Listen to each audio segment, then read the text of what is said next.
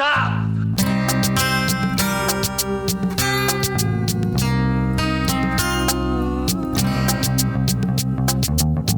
Sure you want the rest of it? Dirty Harry Minute. Dirty Harry Minute. Dirty Harry Minute Podcast. Dirty Harry Minute Podcast. Every penny's worth. Hello, welcome to Dirty Harry Minute, the only podcast in the world that reviews every minute of the 1971 Warner Brothers classic Dirty Harry, starring Andy Robinson. I'm your host, John, and as ever, I'm joined with my co-host, Tim. second co-host, Trent. and our guest, Shane Blamer. Welcome, Shane. G'day, guys. Hi. Hello. Is this your first podcast? Yeah. This is the first one. Yeah. And it's very new to us too. Shane is best known as the author of a really good page called The Adventures of High Vis Man, so I think you should check it out. Oh, look at this, a plug already. We'll put a link in the show notes. But first of all, we are reviewing today minute 13, a minute which begins with the man jumping out of an upturned car and ends with our hero Harry just finishing the words, And with that, I don't know how you describe That's very memorable. a That's good one- synopsis. It's a very famous line, that one. Yeah, so it was a good minute. A lot happened, a lot of action. Yeah. Some vintage Don Siegel with chaotic and brutal sort of scenes, and the street cops are beating, doesn't it, Shane? Yeah, I loved it. Yeah, it's good. Lots of cuts. We get to see a lot of the streets, San Francisco, and There's some classic 1970s window breaking. You see And blood. blood, yeah. Oh, yeah. The blood, the very unrealistic red paint on his pants. Yeah, Shane, our previous guest, Glenn, surmised that it's as a result of all the ketchup that everyone's eating in the 70s on their hot dogs that their blood's That's just spread right. out there. okay, excellent. And I noticed this time there was a bit of a speck of blood on the actual gun as well, as Harry looked down. Corn syrup, Corn syrup, traditionally, isn't it? whatever Yeah. you want to call it. Yeah, That's quite nice. yeah. You would know the answer to this, John, but is that scene, we've probably discussed this before, but is that the only set in the whole thing? Well, apart from the City Hall, I don't know. Yeah, I would think it is. Like, that's the only street scene that's not shot on location in San Fran. Yeah. Yeah, well, I was about to ask you, Tim, do you think it looks... I mean, we know for a fact, it was filmed in a studio. Maybe in MGM, not Warner's, they loaned it up, but As in, is it convincing? Was it? It's very I thought, convincing. well, and when it's I- 1971. Yeah, well, when I so- watched it, I was quite young, and I guess I wasn't really looking for a backlot. But in hindsight, you go, oh yeah, like the buildings aren't very tall, and I think it has appeared in other productions. So It looks like one of the Lego pieces behind you right now, Tim. it does. I was about. Yeah. I was going to comment, but I didn't want to sound like too much of a nerd. Yeah. So. I think the huddled crowd, when they get off the sidewalk, they probably don't even have to brush off the dust. Yeah. And the irony is, I think you're right, Trent, it was the first studio lot that was filmed rather than location. Yeah. Ironic that it's got the only shot of, I think, a cable car in the background in this movie that features in some of the sequels, I think. But that's Yeah, a that's nice right. touch. Not true.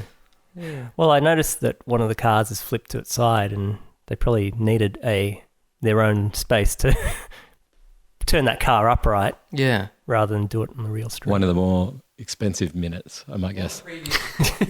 Listeners of the previous minute will have noted that if you look carefully enough on the back of the car that's flipped, you can see an electrical line, I think, and that you can clearly see some hydraulics under the car, but I couldn't really see it here. No. We've got a good sized TV as well, but no. Would have been quite dramatic for a 70s film, Trent, do you think? Oh, I imagine so. I mean, the blood is pretty confronting, and there hadn't been a hell of a lot of violent films by that time. Straw Dogs, was one from the year before. Right. But as far as Hollywood films go, there weren't a hell of a lot of really, really violent, bloody murders. The Wild Bunch, Peckinpah stuff. Yeah. Really. And he just sort of just goes out firing, doesn't he? Like, I don't know if that would have been a sort of police film trope back then. It might have been a groundbreaking Yeah. thing. Yeah, it's really good, the shot of the fire hydrant having flipped the car off, because you get to see Clint aim his gun at the hood who jumps out of it through the mist of the water. It looks pretty cool, doesn't it? Yeah, that adds a lot of movement to the scene. Some people The say it's like water- him cleaning the streets, you know, the water's there with his gun to... That's what I was hood. thinking when I was watching that. Someone has to clean all this. Look at all this water going everywhere. He's the police pooper scooper. Did the bank alarm annoy anyone? Yeah, because it was the only thing in the background, really. You didn't hear Yeah. that much of the crowd. But I was thinking maybe that's the point of a normal bank alarm. Like that is the sound I think it makes. It's effective, yeah. So it's designed to get attention and annoy you. Yeah. Like any house alarm, really, or car alarm. Got to cut through, right? Yeah, I refer to this minute as prelude to an iconic scene.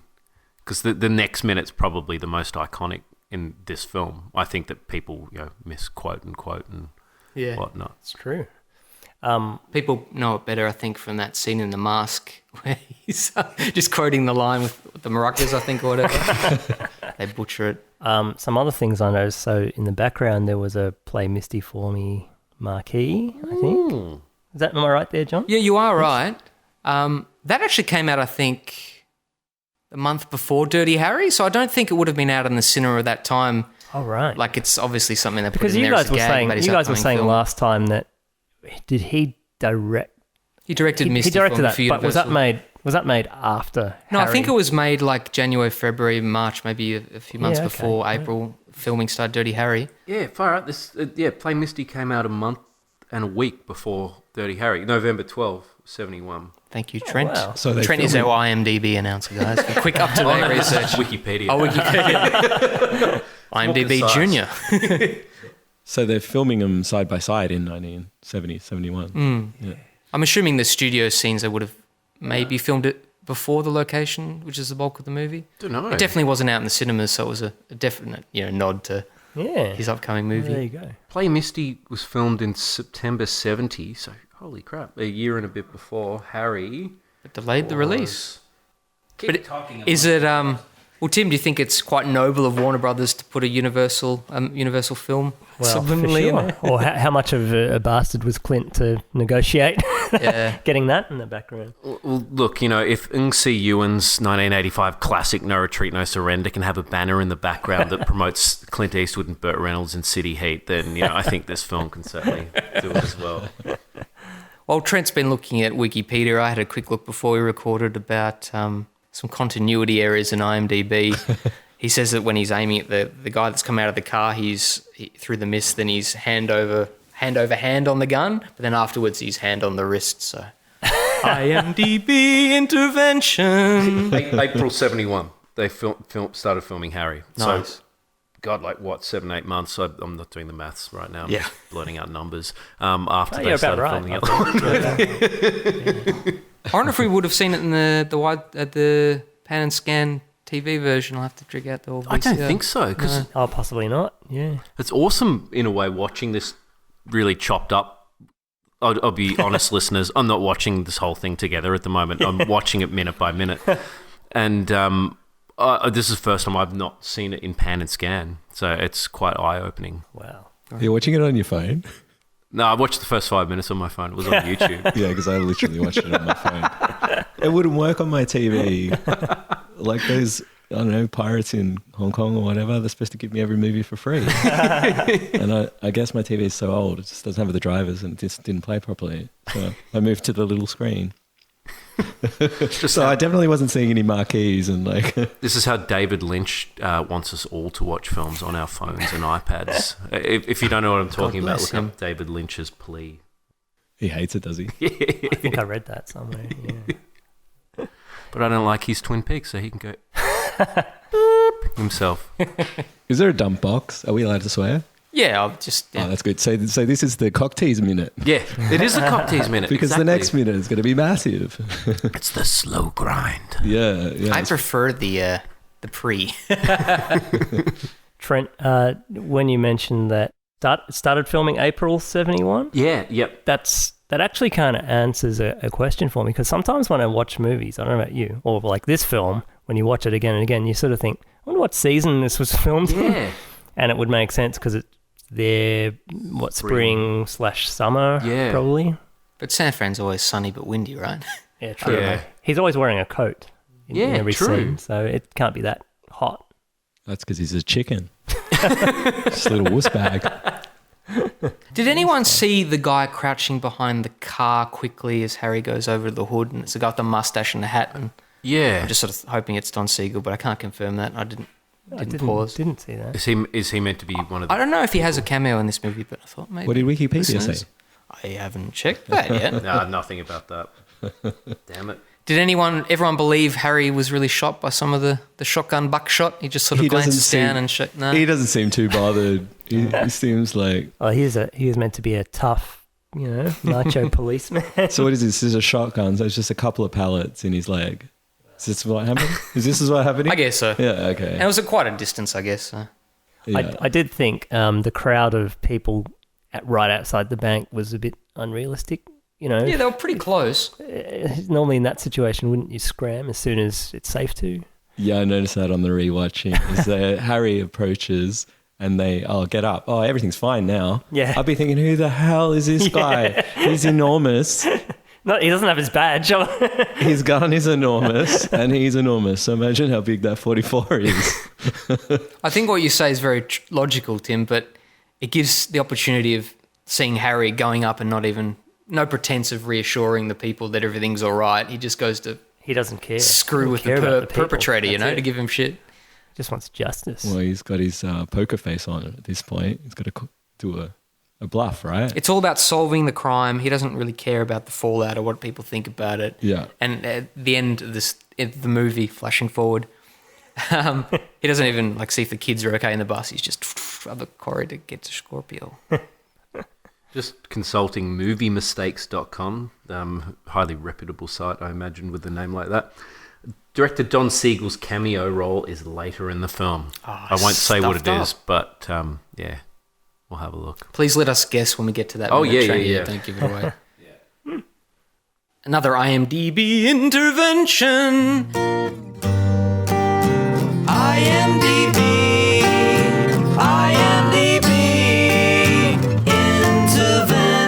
intervention. They pointed out that the continuity error, that the shotgun, the far shot of Albert Popwell, the shotgun's quite a distance away from him, a few feet, but then when Clint comes up to him, it's just a few inches away. So Maybe it's the wind. It's quite a windy day. Maybe they just cut out those few seconds. It's 1971. Have we talked about Albert Popwell No, on here before? we should. Yeah. No, yes, We totally should. you should, yeah. Who's that? He was the bank dude on the robber. ground All right, sorry. at the end of the scene. I'm Yeah. not on a first name basis. Oh, no, me and Albie go all the way back, but He's acting up a storm in. He is. Yeah. he appears in all of the film. All But the Harry the films, last one, Deadpool. except for the Deadpool. Yeah, and he plays a variation. Well, yeah, he plays a few different roles. But seeing the upturned car and seeing the guy in the yellow vest and with the hat, he sort of looked like the character Popwell plays in Magnum Force, the pimp. Yeah, that's what Yeah, came it to my does mind. too. He was a Foreshadowing. pimp in Magnum Force. Is the dude in the chase scene in Yeah. Enforcer, is that right? Or is he... Nah, he's one of the black militant guys, That's right. Mustafa. Mustafa, yeah. But he's got a big role. He's the sidekick in the one where she shoots the groin. Yeah, sudden impact. Yeah. He's like his partner in the bush, yeah. My dad referred to Sudden Impact as the one where she goes around shooting them in the dick. But it didn't have a title, it was just... That would have been a good title. Yeah, I haven't seen Sudden Impact in a long time, but it stuck out like it was obviously Dirty Harry was shoehorned into it. I think it was Sandra Locke's Yeah, it was more like a vigilante rapist. revenge Yeah. film. Yeah. Ended up like a film noir even. Yeah. But I haven't watched that in a long time, so I should check it out. Tim? He must have been quite chummy with Clint because he was also in. Yeah, Coogan's Bluff. Yeah, Yeah. He plays a raver in like a nightclub. Yeah. I recently saw, or about a year ago, there was a film directed by our very own Brian Trenchard Smith called The Siege of Firebase Gloria, with the star of that was Ali Emery, who just passed away earlier in the week. But Popwell... Full Metal, oh. From Full Metal Jacket. But Popwell gets an "and" credit in it. He's like a special featured, star. So there you go. Dude had some clout. Yeah. It's a tough minute. Just composing myself. Well, I mean, yeah, the money shot is minute 14, isn't it, Trent? I don't know. You're waiting to see what's happening in the next minute, Shanus? Dead keen, yeah. You won't really see any more gun action. What do you think of the 44 Magnum? No, it's just impressive. Low angle shots, and he's a big bloke, and he's got this huge pistol in his hand, and no wonder it's iconic and classic. And yeah, it's a very threatening weapon. And he just needs one shot to dispatch the bad guys. I don't think it's standard issue from the police department, is it? It's a BYO. It's No. like a bring your own device, Yeah. but it's 70s style, so no occupational health and safety. It's just like, go for it, mate. It's Very good. much. Just clean it every month or whatever, every time you use it. It's like, a job I used to have where I used to have to dismantle glasses frames that were, needed repairing. I brought my own screwdriver to work Really? each day. That's a pretty that was small- my BYO. That's a Yeah. specialized instrument. That was my Dirty Harry moment. Yeah. Well, yeah, I mean, Schickles at points, the author and the critic, Richard Schickel in the commentary points it out that Yeah. Harry's forced the tools that are provided him by the police department and the municipal hierarchies aren't enough. He has to bring his own gun, to solve. Times are tough. It's like, we don't have a stationary cupboard. I love it. I think it's fair to say, Shane, you're not a huge Harry fan, are you? I don't hate him, but Have you seen the movie in its entirety? no, I have. Yeah. Yeah. Do you remember when that first was? No, not really. It's very vague to me. I remember seeing all those films and a lot of Sergio Leone westerns, Right. probably high school-ish, So, yeah. Yeah, it's been a while, but it's nice to revisit it. And it's very rewatchable. It's very slick. It's dated, but in a very camp and fun and kind of interesting way. It's like a time capsule kind of dated, not an embarrassing kind of dated. So yeah, I really liked it. Will you join us for further minutes? Yeah, let's do it. Because you'll see a lot more of that gun that you love. Dead set keen. Oh, speaking of the gun, I've just got a IMDb goof here that I'll read out. As powerful as the 44 Magnum round is, it cannot and will not knock a person backwards as it strikes them. If it could, the shooter would be knocked back equally per Newton's third law of motion. So, Equal and opposite reaction stuff. Thank you. Oh, perhaps it's a good time to bring up. I don't know if you watched it. I sent you guys a link to a YouTube clip of a Magnum that. I haven't watched that yet. versus Coca-Cola. oh, yeah. So they lined up. I think it was. They looked like 1.25 liter bottles of Coke in a row. It was like 10 bottles in a row, and then fired I think it was a 44 Magnum gun at it. And surprisingly, it only pierced through 3 of them. Yeah, Like, at this what was I was distance? watching it on the train. It was awesome. Is this from miles away or No, it was like right up to. really? The Coke is mightier than the sword. The Mythbusters did something with bullets and saying, yeah, you could swim around and the bullets will be retarded so much by the viscosity of the water that you'll be fine. Yeah, Do okay then. Mythbusters only do scientific discoveries? I wonder if they do legal and political ones so we can see, if the events of this movie unfold, would Harry really, would Scorpio really go free? Well, actually. They've had lots of seasons, so they're probably looking for ideas. So Yeah. maybe give Adam Savage an email. Maybe we'll email him or we'll email those guys from the Curiosity Show. Dean and that other guy with the beard that doesn't have a moustache. Oh, Trent, is there an Australian connection to Mythbusters somehow, the production house or something? I don't know. Ever the Patriots, I think there's some Australian connection there. I have to have a Don't look. recall. But anyway, Shane, I think, guys, anything else you want to say about this minute? No, let's move on to the next. The next one. Well, Shane, we loved your commentary. Will you join us for future minutes? Yes, please. Let's do it. All right. Well, we'll see you next time on Dirty Harry Minute.